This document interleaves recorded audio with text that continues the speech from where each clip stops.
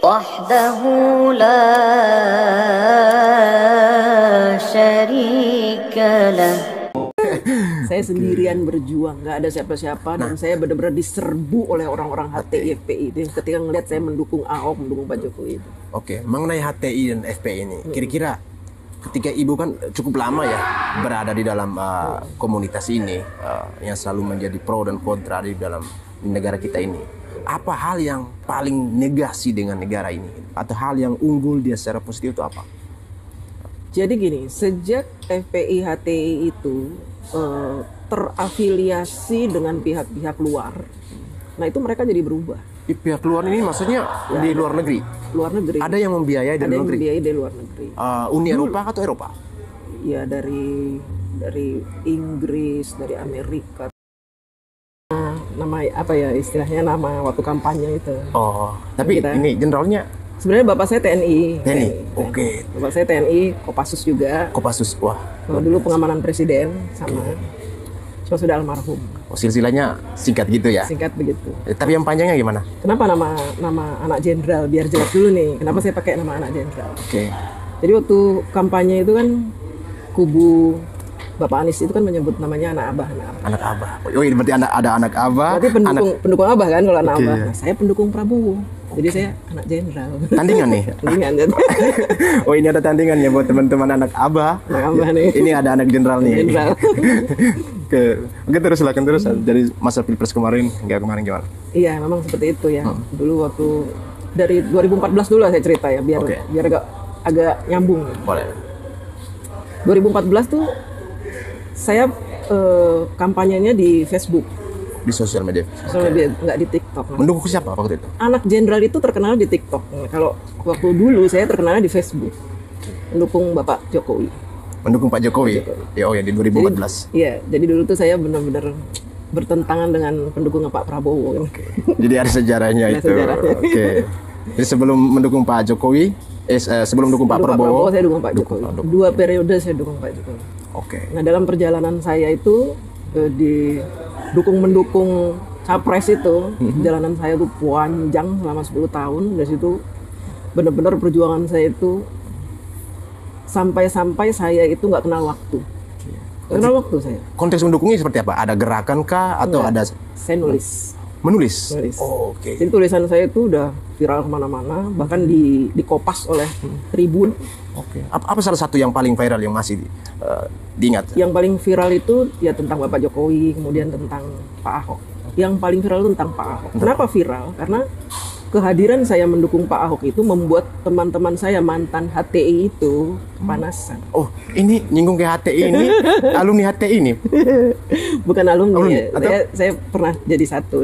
Oh, pernah bergabung dengan HTI ini? Di satu grup.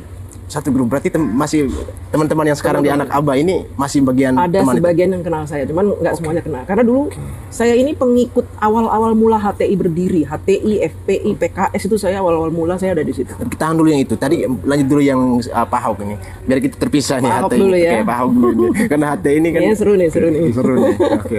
Jadi waktu itu karena Pak Jokowi mantan gubernur Jakarta, wakilnya itu Pak Ahok, sehingga kan dilanjutkan dengan Pak Ahok. Nah, dalam hal ini karena saya mendukung Presiden Bapak Jokowi, sehingga otomatis saya mendukung Pak Ahok. Oh iya. Karena Pak Ahok melanjutkan program-program Pak Jokowi di Jakarta. Kebetulan saya tinggal di Jakarta, jadi otomatis saya harus mendukung Ahok. 2017. 2017. Oke, baik. Nah, di situ teman-teman saya yang mantan HTI itu ngelihat saya mendukung Ahok itu marah semua. Bahkan saya dijapri, saya dikata-katain. Wah, kata-katanya itu menyakitkan. Dibilang saya ini murtad, kafir, percuma lo sholat kalau lo dukung orang kafir gitu. Udah setiap hari itu udah caci maki itu. Tapi kuat menghadapi itu. Saya nggak peduli karena saya pikir mendukung Ahok itu sebuah perjuangan. Kenapa saya bilang sebuah perjuangan? Selama puluhan tahun saya tinggal di Jakarta, belum pernah saya menemukan seorang pemimpin seperti Pak Ahok ketegasannya. Belum pernah saya bertemu seperti itu.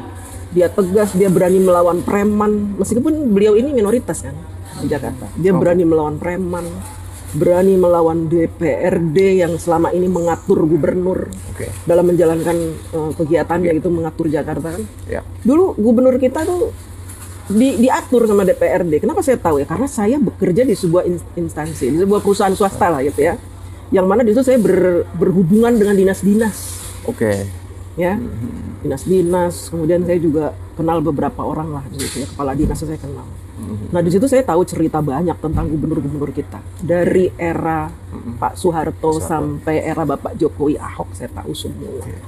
Kinerja mereka saya tahu. Dan ketika Pak Jokowi dan Pak Ahok memimpin Jakarta, udah awalnya saya nggak peduli dengan politik. Saya dulu kerjanya nyari duit. Kerja saya nyari duit. Ketika Pak Jokowi hadir dengan Pak Ahok, merubah birokrasi yang ada di Jakarta, saya langsung ini kayaknya saya harus nyemplung nih di politik nih. Karena saya punya banyak cerita tentang pemimpin-pemimpin sejarah di Jakarta. perjuangannya. Sejarah ini saya punya banyak cerita. Jadi saya harus kemukakan ini. Supaya banyak orang yang memahami bagaimana cara memilih pemimpin yang baik seperti apa gitu. Nah, setelah Pak Ahok kan Pak Anies. Ya, gimana nih pengalaman dengan Pak Anies? Gimana ini? Jadi waktu kampanye Pak Ahok dengan Pak Anies itu luar biasa. Saya sempat dipersekusi FPI. Dipersekusi FPI. Didatengin sama orang-orang FPI ke kantor saya. Karena mereka nggak berhasil menemukan rumah saya, akhirnya datang ke kantor. Intimidasi ya? Intimidasi. Datang ke kantor. Mereka tahu kalau saya ini aktivis buruh. Aktivis buruh. Iya, saya kan salah satu pengurus SPSI Serikat Pekerja gitu.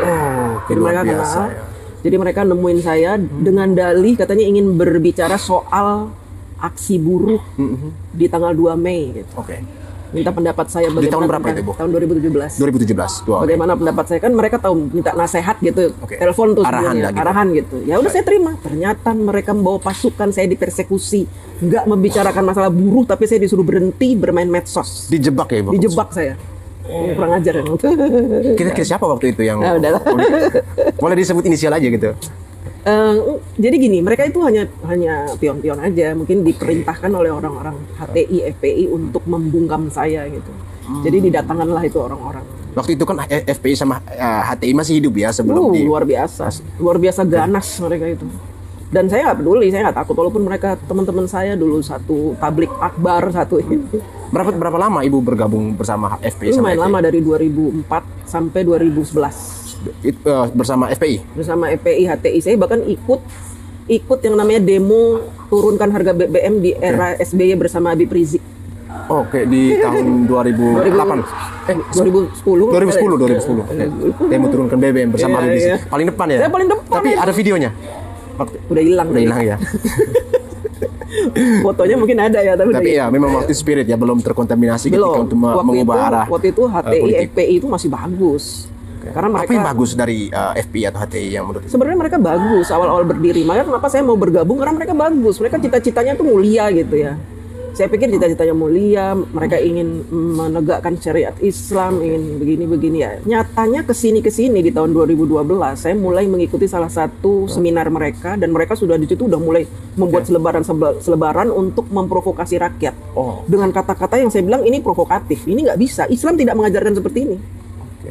Saya diberi selebaran segini, suruh dibagi-bagi ke jalanan gitu. Saya bilang ini nggak benar, dan saya robek-robek itu nggak saya bagi-bagi.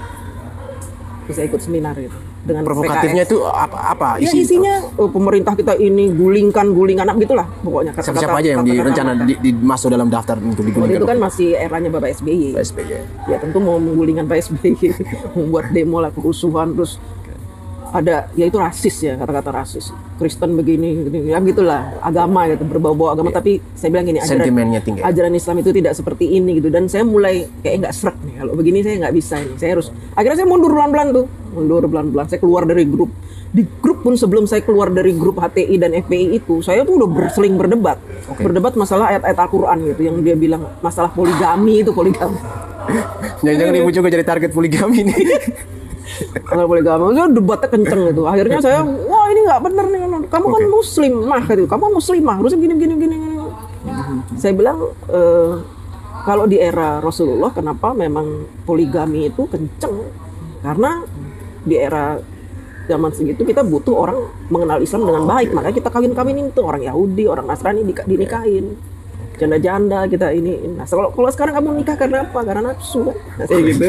Mereka ngamuk dulu. Terang-terangan ibu bilang gitu ya? Ya terang-terangan, nggak usah munafik. Kalian itu nikah 4 itu karena kalian nafsu, dah itu. Mereka nggak bisa terima. Akhirnya saya di-kick. Udah akhirnya keluar gitu, menjauh. Nah kemudian saya kenal Pak Ahok dan Pak Jokowi, mencalonkan diri sebagai gubernur. Di situ saya nggak pilih. Karena saya masih terpengaruh dengan PKS, HTI, FPI itu doktrin. Jadi saya nggak pilih, saya takut masuk neraka. Jadi tahun pilihan 2012. waktu itu ada berapa? Oke, Pak Ahok, Pak Jokowi, Pak atau Ahok, ada yang Jokowi, lain gitu? ada Foke, terus ada siapa lagi gitu ya, saya lupa. Pak Oke ya. Semuanya nggak ada yang bagus. Saya kenal Foke, kinerjanya bagaimana, nggak bagus. Pak Jokowi saya belum kenal. Pak Ahok juga ada orang Cina gitu. Jadi saya nggak pilih gitu kan. Saya nggak kenal gitu. Masih bagian akhirnya dari. saya golput. Golput waktu itu? Golput di 2012. Nah, saya nggak pilih gubernur karena saya masih ragu. Nah, ketika saya bekerja seperti biasa dari kantor ke dinas-dinas gitu, itu saya menemukan suasana yang berbeda. Loh, kok berbeda nih? Kok kayaknya beda gitu. Iya Bu, kami sekarang udah pasang CCTV di mana-mana. Kenapa dipasang CCTV? Ya karena kami nggak boleh terima lagi uang sogok, uang suap. Tamu nggak boleh lagi bawa teng-tengan gitu. Wah keren juga nih. Ya Bu, sekarang begini-begini berubah Bu. Kita udah begini-begini. Wah udah Jokowi nih emang begini-begini. Wah keren nih kayaknya gubernur gue nih. Tapi sayang gue nggak pilih. Akhirnya 2000 kan saya udah golput tapi udah jadi gubernur kan. Tapi menetapkan pilihan hati untuk masuk bergabung bersama Pak Jokowi ketika Pak Jokowi mencalonkan diri menjadi presiden, dan itu justru saya mendorong. Saya mulai masuk ke Facebook itu sebelum Pak Jokowi mencalonkan diri sebagai presiden. Sebelum. Tapi saya sudah ancang-ancang nih kayak gue harus dukung Pak Jokowi jadi presiden. Kenapa? Karena Jakarta diubah 180 derajat, luar biasa berubah, dan gue pingin Indonesia berubah. Makanya saya bikin tuh di Facebook. Itu datang dari hati sendiri. Nggak Dan ada. waktu itu kan sudah masuk dengan afiliasi dengan urusan buruh gitu. Nggak ada. Nggak ada. Saya di luar itu, saya pribadi. Bukan kena anak jenderal juga ya, didorong itu. Enggak. Saya sendirian berjuang, nggak ada siapa-siapa, dan saya benar-benar diserbu oleh orang-orang HTI, FPI itu. Ketika ngelihat saya mendukung Ahok, mendukung Pak Jokowi itu. Mengenai HTI dan FPI ini, kira-kira ketika Ibu kan cukup lama ya berada di dalam komunitas ini, yang selalu menjadi pro dan kontra di dalam negara kita ini. Apa hal yang paling negasi dengan negara ini? Atau hal yang unggul dia secara positif itu apa? Jadi gini, sejak FPI HTI itu terafiliasi dengan pihak-pihak luar, nah itu mereka jadi berubah. Pihak luar ini maksudnya di luar negeri? Luar negeri. Ada yang membiayai dari luar negeri? Ada yang membiayai dari luar negeri. Uni Eropa atau Eropa? Ya dari Inggris, dari Amerika tuh saya udah dengar gitu. Nah mereka berubah setelah itu. Misinya apa itu? Misinya itu ya, kalau saya tangkap gitu ya, kan nggak mungkin dong mereka ngomong ke saya misi ini, emang saya siapa, kan saya bukan yang terpresentasikan yang nampak itu misi mereka itu memang ingin menguasai Indonesia. Jadi mereka itu mendapatkan kucuran dana itu memang tujuannya hanya untuk Indonesia ini agar tidak dipimpin oleh orang-orang yang tidak pro asing gitu, yang akan menghambat orang-orang asing menguasai Indonesia. Selama ini nih teman-teman, kalau Mas Abang kalau ingin tahu hasil sumber daya alam kita ini yang ngelola siapa? Apakah Indonesia? Asing. Yang ngelola asing. Asing itu sebenarnya menjajah kita itu. Selama kepemimpinan Bapak Soeharto, Bapak SBY, dan tidak ada yang berani untuk mengusir mereka dari pengelolaan hasil bumi, nggak ada yang berani. Dan ketika Pak Jokowi itu benar-benar berperang, walaupun berperang sendirian. Karena apa? Di kiri kanan Pak Jokowi itu ternyata juga terafiliasi dengan orang-orang asing ini. Nah, organisasi HTI FPI itu dianggap bisa mewakili mereka, mempengaruhi suara rakyat Indonesia yang mayoritas Muslim. Segmentasinya lebih kepada Muslim. Teman-teman atau masyarakat Muslim ya gitu. Kalau mereka bisa menjual ayat-ayat atau apa, pasti nanti mereka akan didukung oleh umat Islam kan. Nah ketika ada suara banyak mendukung FPI HTI yang dia ini kaki tangannya asing, otomatis asing dengan mudah tetap mencengkram Indonesia dengan mudah. Tapi sayangnya mereka ketemu Jokowi ini menghambat langkah-langkah FPI dan HTI.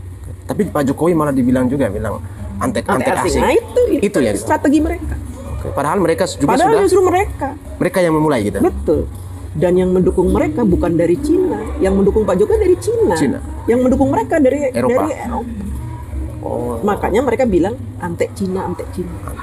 Karena memang Eropa dengan Cina juga kan ya, perang dagangnya cukup sengit ya.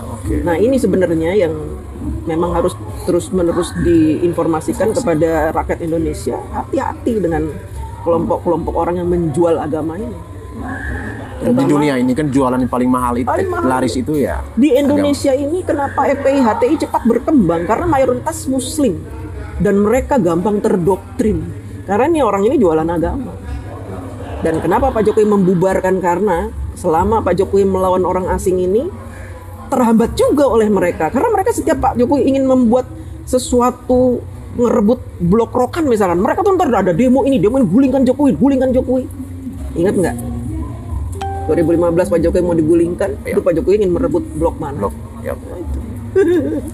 Nah, tapi kan kabarnya kan sekarang nih, Bu, mereka walaupun organisasinya udah dibubarkan, tapi pergerakannya masih ada nih. Ini apa yang Ibu lihat?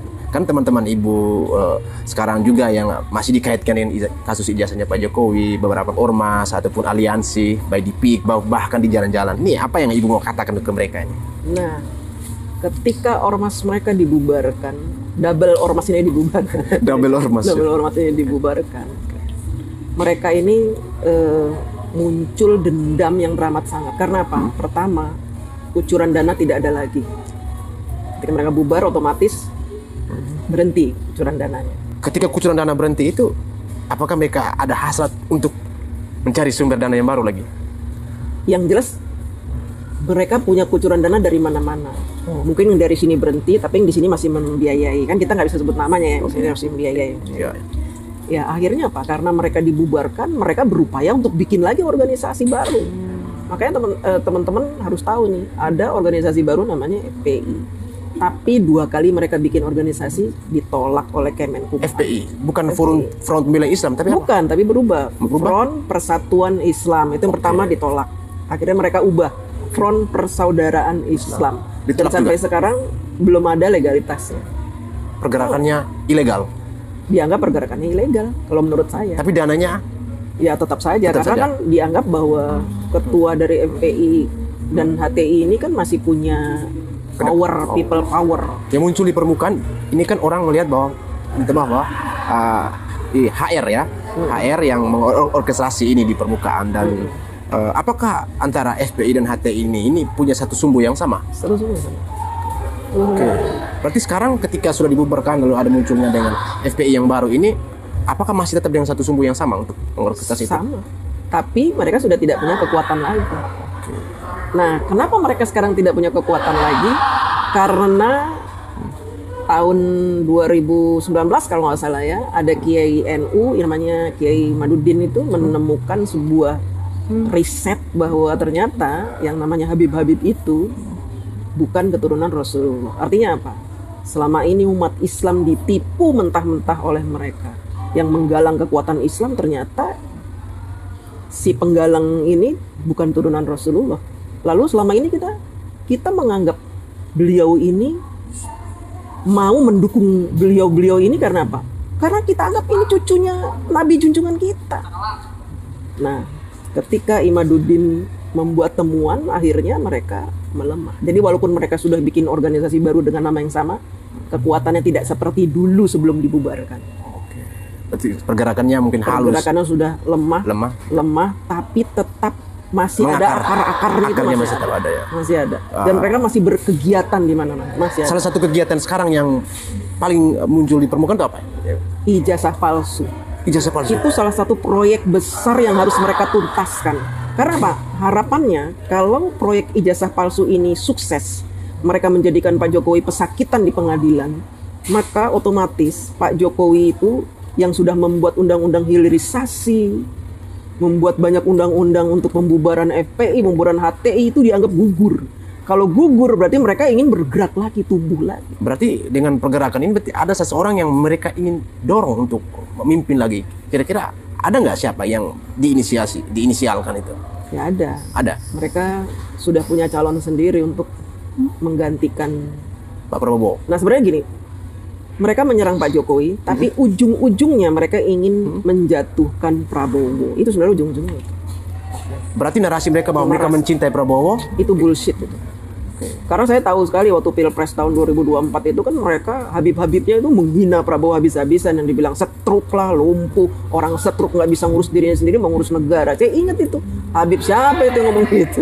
tapi sekarang udah ditarik Prabowo, Sekarang udah dirangkul Prabowo gitu. Jadi agak senyap gitu pembicaraan itu. makanya Tapi mereka track senyap, recordnya masih tetap ada. Tapi tetap saja mereka tidak ikhlas negara ini dipimpin oleh orang yang berkoalisi dengan yang menyebabkan ormas mereka bubar.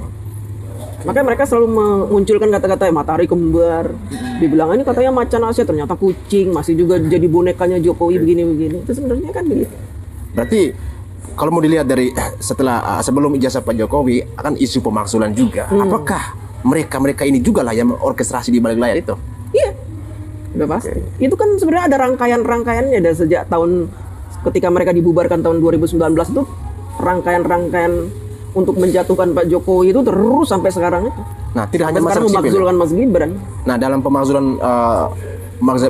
Mas Gibran ini kan Wapres kita kan ada forum purnawirawan dan juga ada masyarakat sipil. Nah, itu. Kira-kira yang melihat peranan mana yang paling kuat nih antara masyarakat sipil yang terafiliasi dengan FPI atau HTI yang lama dan juga forum purnawirawan jenderal ini, kira-kira apakah forum purnawirawan jenderal ini juga turut memberi support kepada FPI dan HTI? Itu forum purnawirawan jenderal itu juga nggak semuanya ikut. Hanya orang-orang yang memang sudah terafiliasi dengan HTI FPI sejak tahun 2014. Cuma mereka menamakan forum, kemudian hanya menyebut jenderal ini nggak semuanya. Mantan jenderal itu banyak yang waras, yang nggak waras itu hanya beberapa.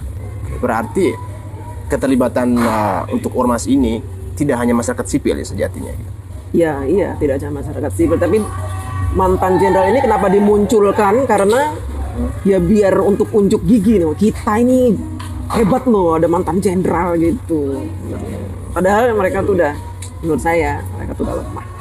Udah lemah atau emang nggak kebagian jatah ini di pemerintah Lemah Prabowo? dan nggak kebagian jatah.